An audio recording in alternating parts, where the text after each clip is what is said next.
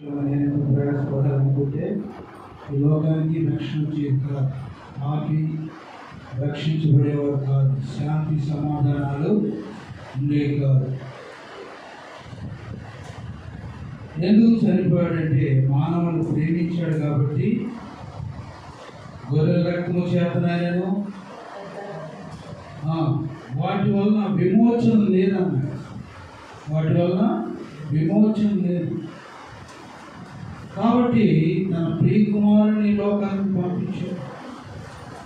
ఎవరు కూడా నేను మురికివాడిని, నేను మురికిదాన్ని అనుకోరు. దేవుడు ప్రతి ఒక్కరిని ప్రేమిస్తూ ఉన్నాడు. ఆయన ప్రేమ స్వరూపి. మానవులు కనుక సరైన స్థితిలో ఒక్కోసారి తొట్టిల్లుగా ఉంటాం. యవనస్తులు తప్పకుండా తొట్టిల్లుతారు. కానీ దేవుని వాక్యం చేత నడిపించబడతారు. నీతిమంతుడు పడిపోతే మళ్ళీ నిలుస్తాడు. దేవుని వాక్యము, దేవుని భయం ఉన్న యవనస్తుడు ఏదైనా చిన్న పొరపాటు చేస్తే మళ్ళీ ఆత్మ గద్దించదు. ఆ గద్దించినప్పుడు తిరిగి ఆ పాత స్వభావాన్ని విడిచిపెట్టి నూతన స్వభావాన్ని పొందుతుంది. కాబట్టి యేసు ప్రభు ఎందుకు మరణించాడంటే మన కొరకే మరణించాడు, నీ కొరకే మరణించాడు, నా కొరకే మరణించాడు. మీ అపరాధముల చేతను, మీ పాపముల చేతను చచ్చిపోయి ఉన్నాము అన్నాడు. బాహ్యంగా బ్రతికే ఉన్నాం కానీ అంతరంగంలో ఏమైపోయాం? చనిపోయి ఉన్నాము. చనిపోయిన వాడు బ్రతికుండి కూడా చాలామంది చనిపోతారు. బ్రతికున్నామని పేరు కానీ వారి హృదయంలో సంతోషం ఉండదు, నెమ్మది ఉండదు. కానీ ఎలాంటి వారి వరకు ప్రభు అంటున్నాడు, నేను నీతో ఉండి నీతో వస్తాను, నీకు ముందుగా నడుస్తాను, నీ మార్గంలో నేను సరళం చేస్తాను. ధైర్యంగా ఉండు, విశ్వాసాన్ని కోల్పోవద్దు, నిరీక్షణ కోల్పోవద్దు. దేవుడు ప్రార్థన ఆలకించే దేవుడు, ప్రార్థన త్రోసివేసేవాడు కాదు. కాబట్టి ప్రార్థన చేస్తూ ఉంటే కొన్ని విషయాలు బయలుపరుస్తూ ఉంటాయి. అది ఎలాగ చేయాలంటే ప్రార్థన చేయాలి, దేవుని వాక్యానికి లోపడాలి. చూడండి, దేవుని యొక్క వాక్యంలో బల కార్యక్రమంలో వద్దాం. మత్తయి సువార్త 15వ అధ్యాయము 6వ వచనం. యేసు ప్రభు తన పరిచర్యలో ఎంతో నెమ్మది క్రమం చూపించాడు. మనకెంతో మాదిరి ఎగ్జాంపుల్గా జీవించాడు. 15వ అధ్యాయము మీరు మీ పారంపర్యాచారాలు నిమిత్తమై దేవుని వాక్యమును నిరర్ధకము చేయించున్నారు. ఈ ప్రజలు తమ పెదవులతో నన్ను గణపరుస్తున్నారు కానీ వారి హృదయం నాకు ఎలా ఉందంట? దూరంగా. వాక్యం వింటున్నాం కానీ హృదయం ఎక్కడ ఉంది? మందిరానికి వస్తున్నాం కానీ వాక్యం హృదయం ఎక్కడ ఉంది? దేవునికి దూరంగా ఉంది. పరిశుద్ధాత్ముడేమో బయట ఉంటున్నాడు, దురాత్మ హృదయంలో స్థానం ఉందన్నమాట. మన పారంపర్యాచారాలు అంటే ఎప్పుడో వెనకటి నుండి వస్తున్నటువంటి ఆచారాలు. పారంపర్యాచారం. ఇర్మియా గ్రంథము 10వ అధ్యాయం. అక్కడ దేవుడు ఏమంటున్నాడంటే, ఇదిగో మీరు శకునములు చూచేవారుగా నాకు కనబడుతున్నారు. ఇశ్రాయేలీయులు ప్రజలే కానీ వారి హృదయాల్లో ఏమున్నాయి? ఆచారాలు ఉన్నాయన్నమాట.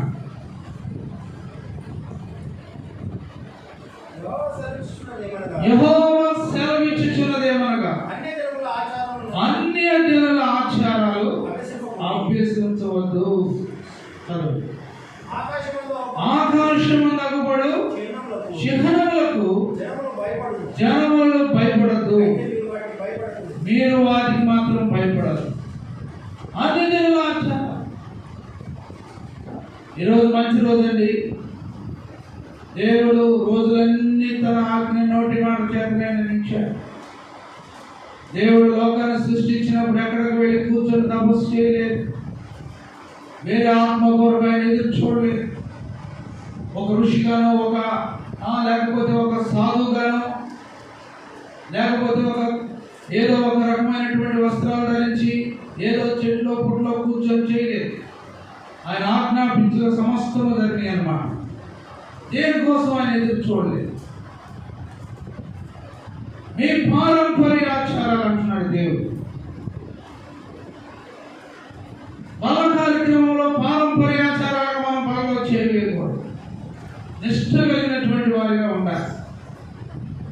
అంతవరకు వేచి ఉండు, ప్రార్థన చేయి. ప్రభా, ఇదిగో నేను బలంలో చేయాలనుకుంటున్నాను, బాప్తిసం తీసుకోవాలనుకుంటున్నాను. నా సహోదరుడు తీసుకున్నాడు, నా చెల్లి తీసుకుంది, నా తల్లి తీసుకుంది, నా తండ్రి తీసుకున్నాడు. నేను బాప్తిసం తీసుకోలేదు, పాపక్షమాపణ రాలేదు, మారు మనసు లేదు. నేను కూడా అలాగే జీవించాలని ఆశపడుతుంటే దేవుని ఆశ ఏం చేస్తాడు? తృప్తిపరుస్తాడు. ఆశ గల ప్రాణాన్ని దేవుడు తృప్తిపరుస్తాడు. మీ పారంపర్య ఆచారాలతో భక్తి కుదరదు. భక్తి అంటే శక్తివంతమైనది అన్నమాట. యుక్తితో సంబంధించింది కాదు, భక్తి శక్తితో ఉన్నదన్నమాట. లూకా సువార్త 9వ అధ్యాయము 4 మీద చేయబెట్టి వెనుక తిరుగువాడు నాకు పాత్రుడు. ఎక్కడ పెట్టాడు? 4 మీద చేయబెట్టి వెనుక తిరిగేవాడు నాకు పాత్రుడు కాడు. ఎవరు పాత్రుడు అంటే శిలువను మోసి, ఆఖరి వరకు కూడా శిలువను మోసి దేవుడు వాక్యానికి లోబడి మారు మనసు పొంది దేవుడు సాక్షిగా నిలబడినటువంటి వాడు. దేవుని యొక్క వాక్యము మార్క్స్ 9వ అధ్యాయము 43-62 వచ్చింది. యేసు ఏమంటున్నాడో చూడండి. నాగటి మీద చేయబెట్టి, యేసు నాగటి మీద చేయబెట్టి వెలుగుతట్టు చూచువాడు ఎవడు కూడా దేవుని రాజ్యమునకు పాత్రుడు కాడు. ఎవడు కూడా దేవుని రాజ్యానికి వారసుడు కావాలంటే పరిగెత్తు, దేవుని కొరకు, వాక్యం కొరకు పరుగులు ఉండాలి, సబరు ఉండాలి, నిరీక్షణ ఉండాలి. కాబట్టి నాగటి మీద చేయబెట్టి బైబిల్ పట్టుకున్నాను, పేరు మార్చుకున్నాను అంటే కుదరదు. తన వెలుగు తట్టు తిరుగువాడు నాకు పాత్రుడు కాడు. ఎవరు పాత్రుడు? దేవుని రాజ్యములో ముందుకు సాగువాడే దేవునికి పాత్రుడు. ఒక యవనస్తుడు పరిగెత్తుకుంటూ వస్తున్నాడు. అతను ఎంతో ఆశ ఉన్నది, ఎంతో మంచి పట్టుదల ఉంది. పరిగెత్తుకుంటూ వచ్చాడు. తన కేక ద్వారా ప్రభు నాపాడు. సద్బోధకుడా ఏమన్నాడు? ఏమని సంబోధించాడు? సద్బోధకుడా, నిత్య జీవము అంటే వారసత్వానికి, పరలోక రాజ్యానికి, what shall I do for eternal life? నేను పరలోకానికి, నిత్య జీవానికి వారసుడుగా, వారసత్వం కావాలంటే ఏం చేయాలని అడిగితే ప్రభు ఏమన్నాడంటే, నీ తల్లిదండ్రులను సన్మానించు, ఇదిగో నువ్వు అలాగ చేయి, ఇలాగ చేయి. దేవుని వాక్యంలో స్పష్టంగా రాయబడినట్టు అన్నీ చేస్తున్నాను ఒప్పుకుంటాడు. అయితే నీకు ఒకటి పొదువుగా ఉంది. ఏంటని? నీ ఆస్తి నమ్మి పేదలకి. అప్పుడు అతను నీళ్ళ ఆస్తి గలవాడు అంతా వ్యసనపడి తిరిగి వెళ్ళిపోవాలి. అలాంటి వారు నాగటి మీద చెరిపెట్టి వెనక్కి తిరిగేవాడు.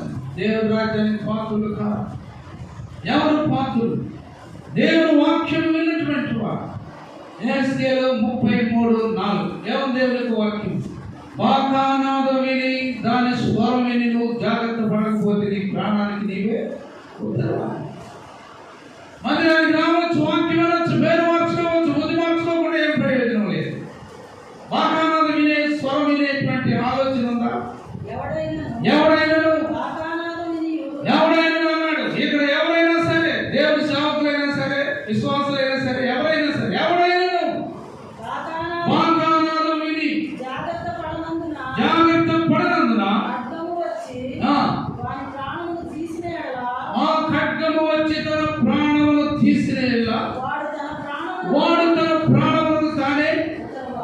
ప్రమాది. వాగ్దానము స్వరం విని జాగ్రత్త పడితే తన ప్రాణాన్ని వాడు కాపాడుకుంటాడు. చూడండి, నాగటి మీద చేయబెట్టి వెలుగు తిరుగువాడు నాకు పాత్రుడు కాడు. యేసుప్రభు అన్నాడు, అందరూ కూర్చున్నారు, ప్రభు రాత్రి భోజనంలో అందరూ శిష్యులతో కూర్చున్నారు. ఏమన్నాడు? మీలో ఒకడు నన్ను అప్పగించబోచున్నాడు అని తెలుసు ఆయన. ఎవరు? నేనా ప్రభా? నేనా? ఇస్కరియోతే అన్నాడు గట్టిగా. నేనేనా?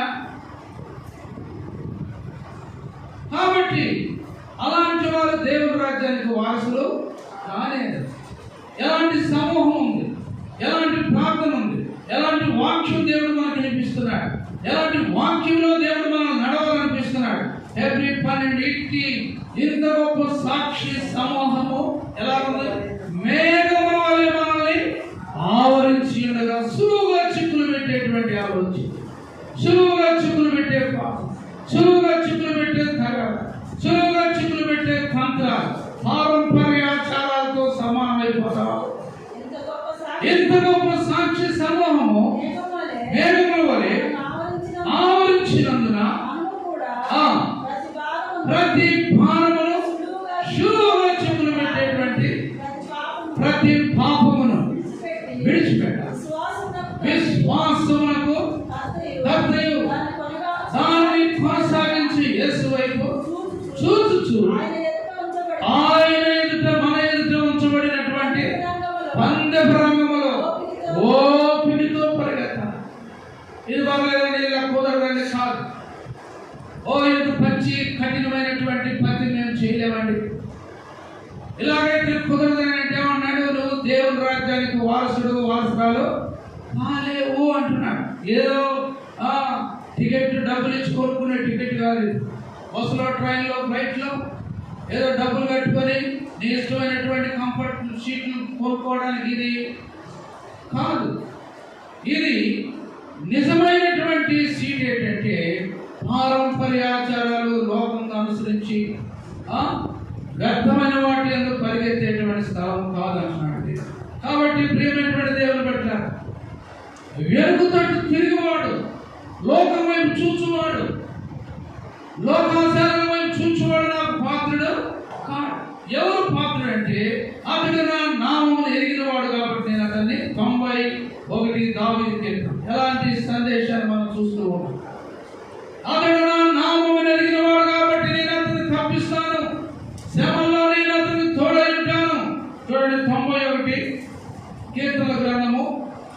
అతడు నా నామమును ఎరిగినవాడు కాబట్టి నేను అతన్ని ఘనపరుస్తాను.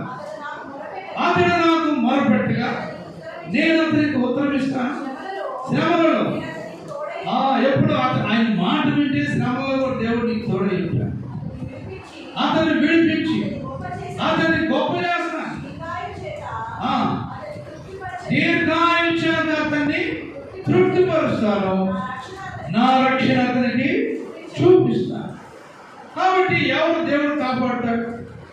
నాగటి మీద చేయబెట్టి వెలుగుతట్టు తిరుగువాడు నాకు పాత్రుడు కాడు. నా పొలలో వేసి చేసి మీరందరూ పాత్రులు కాదంటాడు. ఎవరు పాత్రులు? నిర్దోషమైన చేతులు శుద్ధమైనటువంటి 24 దావీదు. ఎలాంటి మాటలు దేవుడు మనలో వినిపిస్తూ ఉన్నాడు మధ్యాహ్న కాల సమయం. ఆయన పారంపర్యాచారం, లోకంతో సంబంధం, లోకాశలతో సంబంధం, అదే ఇదే అటు కాదంటున్నాడు దేవుడు. వ్యర్థమైనటువంటి అందు నిర్దోషం అక్కడించారు. నిర్దోషమైనటువంటి చేతులు శుద్ధమైనటువంటి కలిగి ఉండువాడు వాడు యెహోవా వలన నిర్దోషమైనటువంటి చేతులు, మంచి చేతులు. ఒకసారి వాక్యం చదువుతుంటే దేవుని సేవలో గట్టిగా కూర్చుకో. నిర్దోషమైన చేతులు, శుద్ధమైనటువంటి హృదయం. ఏంటి ఆమె దేవుడు వాక్యంతో ఎలాగా ఆమె సంధించింది, ఆమె హృదయం ఎలా కూర్చుందంటే పాలలో నీళ్లు కోసం ఉంటాడు. సొంతకే పాలలో నీళ్లు కోసం దేవుని వాక్యం సంధిస్తూ గుర్తుకుంది. నిర్దోషమైన చేతులు దేవుని సేవకులైన ఈ చేతులతోనే పాలలో నీళ్లు పోస్తాం, ఈ చేతులతోనే ఏదో చేస్తా ఉంటాం. నాటి తన హృదయాన్ని గుచ్చుకుంది వాక్యం. ఎలాంటి చేతులు కావాలి? నిర్దోషమైనటువంటి చేతులు. నేను పరిశుద్ధుడు కనుక మీరు పరిశుద్ధుడై ఉండండి. అవిశ్వాసులతో విచ్చోడుగా ఉండకూడదు. విశ్వాసులతో అవిశ్వాసులతో విశ్వాసులకు ఏం సంబంధం? చీకటికి వెలుగుకి ఏం సంబంధం? కాబట్టి నా మాట వినేవాడు నాకు పాత్రుడు అన్నాడు. నా మాట విని దాన్ని అనుసరించుకోడు నాకు పాత్రుడు అన్నాడు. యెహోవా కొరకు ఎదురు చూసేవారు నూతన బలం పొందుతారు. పక్షిరాజు వలె రెక్కలు ధరించుకుని ఆకాశంలో ఎదుగుతారు. అలాగే సమస్యలు 40 యెషయా గ్రంథము ఎలా ఉంది అనే వాక్యం మన మధ్య. యెహోవా కొరకు ఎదురు చూసేటువంటి మనసు, కష్టాల్లో దేవుని కొరకు ఎదురు చూసే మనసు, శ్రమల్లో దేవుని కొరకు ఎదురు చూసే మనసు, నిర్దోషమైనటువంటి చేతులు, మంచి చేతులు. లేనటువంటి సంగమా ఈ మధ్యాహ్న సమయంలో యెహోవా కొరకు ఎదురు చూచేవారు నూతన బలము పొందుకుంటారు. వారు పక్షి రాజు వలె రెక్కలు చాపి అలేక సమస్యలక నడిచిపోదు. అలేక సమస్యలక అలసిపోరు, సమస్యలను తొట్టులు. యెహోవా కొరకు ఎదురు చూచేవారు. లోకం ఎవరి వైపు చూస్తారు? డబ్బు ధనమోహము. దేవుడు మనకు ఎలాంటి శక్తినిచ్చాడు? 1 కొరింథీయులకు రాసిన పత్రిక ఎలాంటి శక్తినిచ్చాడు దేవుడిని? 4వ అధ్యాయము 20వ వచనం. 1 కొరింథీ. దేవుడు మనకు ఇంద్రియ నిగ్రహం గల శక్తిని ఇచ్చాడు, కానీ పిరిగితన ఆత్మను మనకు ఇవ్వలేదు. ఎందుకు పిరిగితనం అయిపోతున్నాం? ఎందుకు పిరిగివాడమైపోతున్నాం? ఎందుకు లోబడిపోతున్నాం? ఎందుకు అపవాది క్రియలకు ఏకీభవించి వాటితో ఏకీభవించి బలహీనమైపోతున్నాం ఈ మధ్యకాల సమయంలో. జాగ్రత్త. దేవుడు మనకు కొరింథీ 4:20 దేవుడు మనకు ఎలాంటి ఆత్మ ఇచ్చాడంటే బలము కలిగినటువంటి ఆత్మ ఇచ్చాడు. శక్తిగా ఉన్నటువంటి పిరికి ఆత్మ దేవుడు మనకు, దత్తపుత్ర ఆత్మ దేవుడు మనకు ఇచ్చాడు. కాబట్టి ఏమిచ్చారు?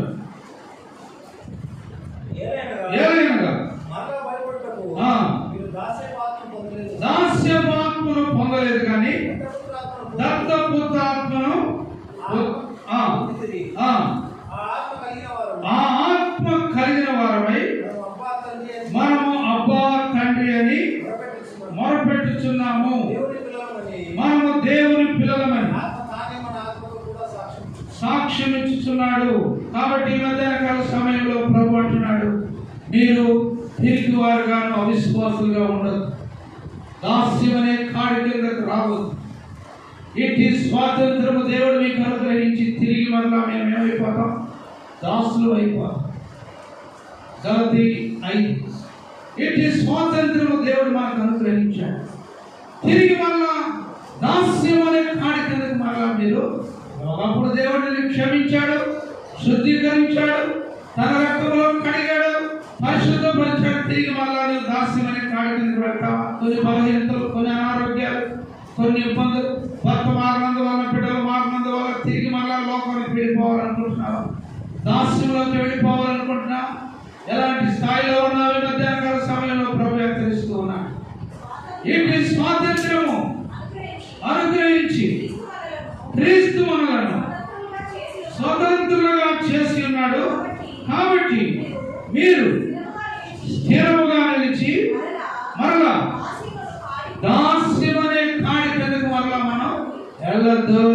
ఒకప్పుడు 20 సంవత్సరాలు, 15 సంవత్సరాలు, 30 సంవత్సరాల క్రితం దేవుడు నిన్ను కాపాడి లోకం నుండి, శాపం నుండి, అపరిశుద్ధత నుండి పరిశుద్ధతలోనికి దేవుడు వాక్యంలో తీసుకొచ్చి నెమ్మదించి, కుటుంబం నుంచి, బిడ్డల నుంచి, గృహం ఇచ్చి, సంఘం ఇచ్చి దేవుడు వాక్యం ఇచ్చినాడు. మళ్ళా తిరిగి దాస్యం అనే కొన్ని పరిస్థితులు వస్తాయి, కొన్ని స్థితులు మారిపోతాయి, కొన్ని పరిస్థితులు ఏదో ప్రకరణ వస్తూ ఉంటాయి.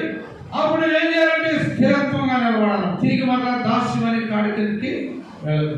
కాబట్టి దేవుడు తన పరిశుద్ధ వాక్యం, మీరు నాగటి మీద చేయవేసి మళ్ళా వెనుక తిరుగువాడు నాకు పాత్రుడు. కాబట్టి ప్రతి దినము మనం పరీక్ష చేసుకొని దేవుని సన్నిధిలో ఆయన పాత్రలో చేయాలి. 1 కొరింథీ 11 తన భోజనపు బలను వారితో మాట్లాడుతున్నాడు. అబ్బాయి జాగ్రత్తగా ఈ మాటలు మీరు వినండి. ఏంటిగా మాటలు?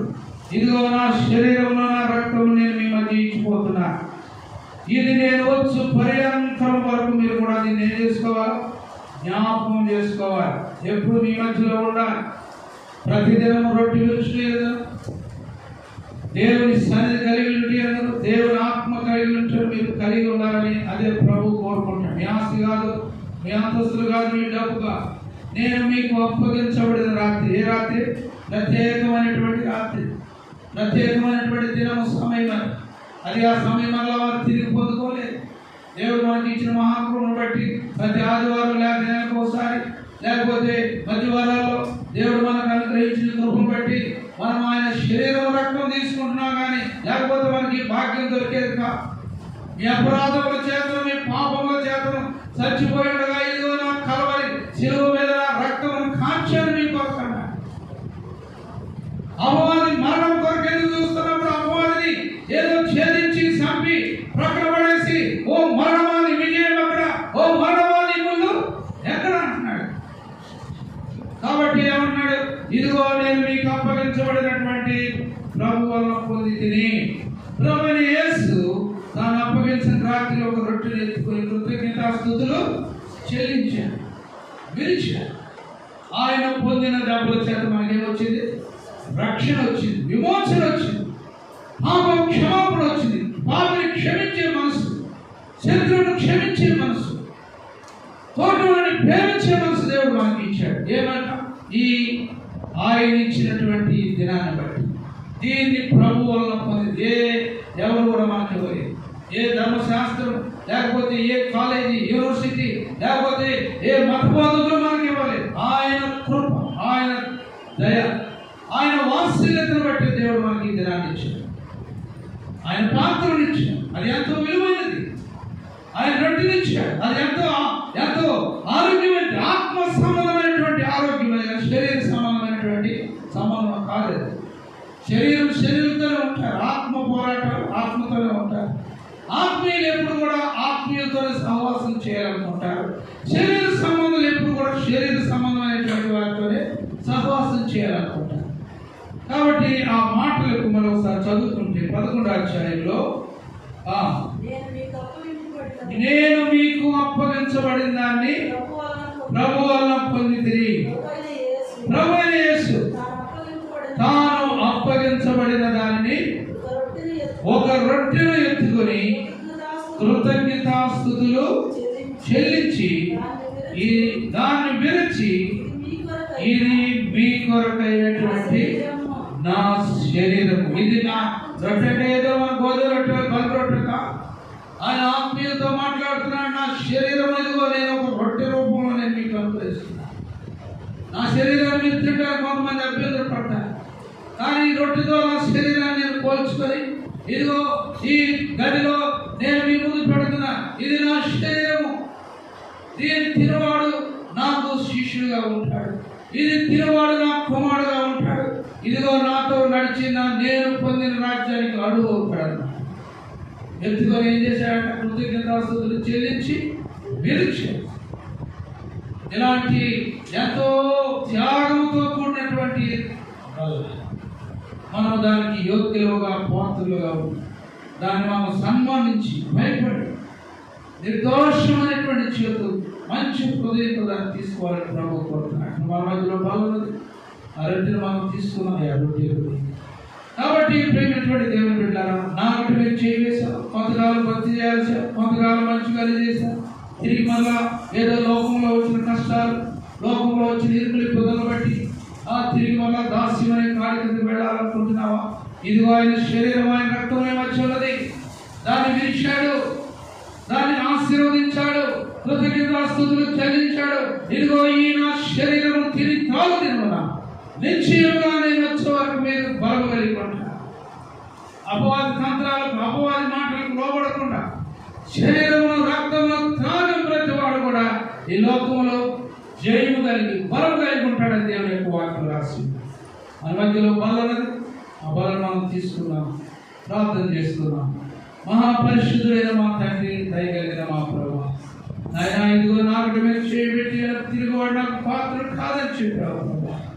దేవా ఇదిగో నాయన యోధ లాంటి మనసు మాకు, అలాంటి తొందరపాటు మాకు కూడా ప్రభా ఈ వాక్యంలో పాల్గొను. మీ అపరాధములు, నా అపరాధములు, నా శాపము, నా తల్లిదండ్రుల శాపం, నా పితల శాపము నా మీద తీసివేసి ప్రభా విమోచించావు, రక్తమిచ్చి ప్రభా విమోచించావు. నీ కుమారుడుగా నీ కుమార్తెగా మమ్మల్ని చేస్తున్నావు. యేసు పరిశుద్ధ నామములో వేడుకొని ప్రార్థన చేసుకున్నాము. అపరాధిని యేసయ్యా చూపి ప్రభువయ్యా, అపరాధిని యేసయ్యా కృప చూపి ప్రభువయ్యా, నెపమించకయని కృపలో, నెపమించకయని కృపలో అపరాధములను క్షమించు యేసయ్యా, అపరాధములను క్షమించు. అపరాధిని యేసయ్యా కృప చూపి ప్రభువయ్యా. మన చేతిలో ఉన్నది ఆయన శరీరం. ఏదో రొట్టెగానో బరుగానో లేకపోతే పారంపర్యాచారం అనుకుంటాం. భయంతో నిర్దోషమైనటువంటి చేతులు, మంచి చేతులు, నీ చేతులు కడుక్కు ఆయన వాక్యంలో ఆయన చేసి వారి తంత్రములను చేయించి ఓడించి ఆయన కొన్ని వారసులను చూడాలి. ఆయన వారసత్వం నా రాజ్యాన్ని పాత్రలు అవటానికి ఇది మన ముందు పెట్టినటువంటి ఈ శరీరం మనం అందరం ఏకంగా తీసుకోండి. అందరూ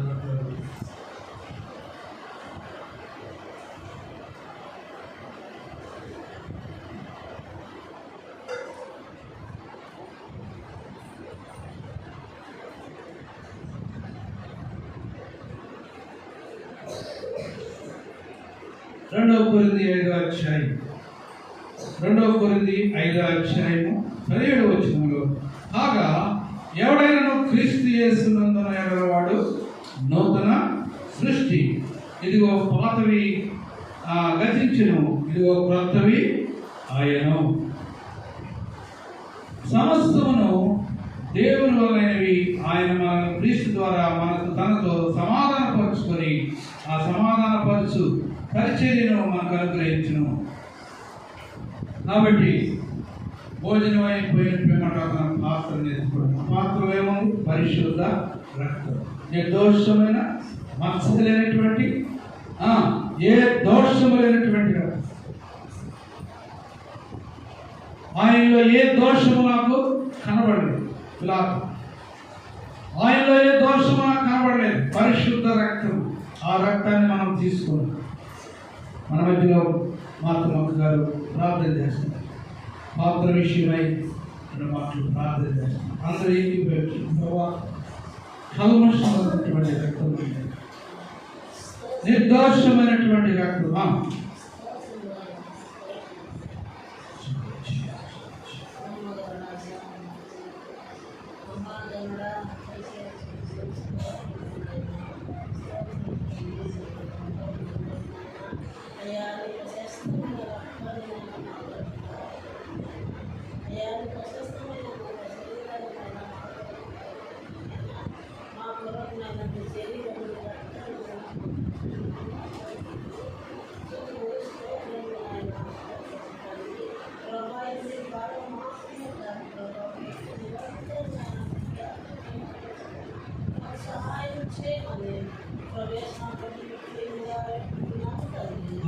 మీ ముందుకి పాత్ర వస్తున్నది, తీసుకోండి.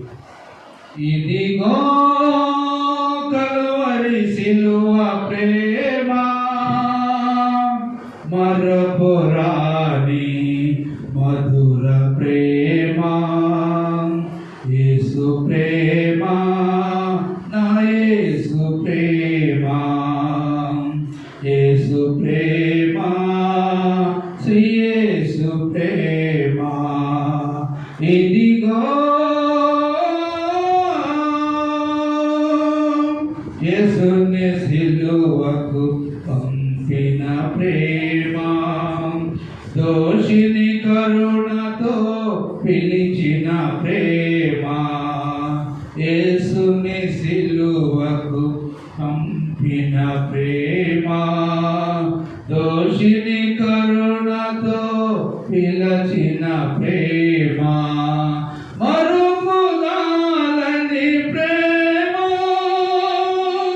నన్ను మరువని ప్రేమ, మరువగాలని ప్రేమ, నన్ను మరువని ప్రేమ, ఇదిగో కలువరి సిలువ ప్రేమ, మరుపురాని మధుర ప్రేమ, యేసు ప్రేమ, నా యేసు ప్రేమ, యేసు ప్రేమ, శ్రీ యేసు ప్రేమ. మరుపురాని ప్రేమ, మన అపరాధముల కొరకు ఆయన పాత్రలు చిందించినటువంటి రక్తంతో చిందించినటువంటి ప్రేమ, ఆ ప్రేమ, ఆ రక్తంలో చిందించినటువంటి ప్రేమ శిలువలో ప్రభు మాత్రమే చూపించగలిగినాడు కానీ మరి ఏ మానవుడు ఏ రాజును చూపించలేదు. తల్లి గర్భంలో నుంచి శిశువు వచ్చినప్పుడు రక్తంతో ఆ ప్రేమను చూపించింది. కలువరి శిలువలో దేవుడు ప్రపంచం అంతటి కూడా రక్తాన్ని చిందించి ప్రేమ చూపించి, ప్రేమ రక్తము పాత్ర, విలువైనటువంటి రక్తం, నిర్దోషమైనటువంటి రక్తం, మచ్చలైనటువంటి మనమంతా వేయకుండా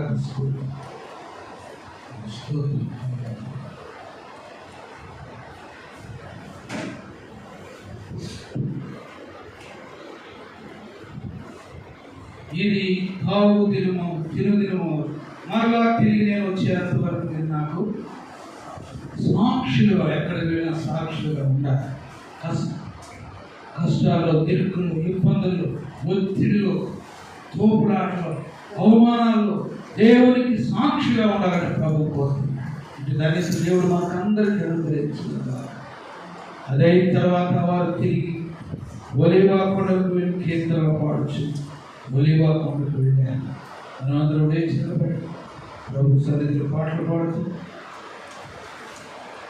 ఆయన తల్లియే మరచిన, తండ్రియే విడచిన, తల్లియే మరచిన, తండ్రియే విడచిన, బంధువులే నన్ను వెలివేసిన, బంధువులే నన్ను వెలివేసిన, భగవంతునితో సాగెదా, నే సాగెదా యేసునితో, జీవిత కాలమంతా నే సాగెదా యేసునితో, నా జీవిత కాలమంతా యేసుతో గడిపెదా, యేసుతో గడిపెదా, యేసుతో గడిపెదా, యేసుతో గడిపెదా, పరమున చేరగానే వెళ్ళెదా, పరమున చేరగానే వెళ్ళెదా, ఆలోకువని సాగెదా, నే సాగెదా నా జీవిత కాలమంతా నే సాగెదా యేసునితో, నా జీవిత కాలమంతా రఘువున క్రీస్తే అవైనవే, రఘువున క్రీస్తే అవైనవే, యేసుకై హతభాగిగా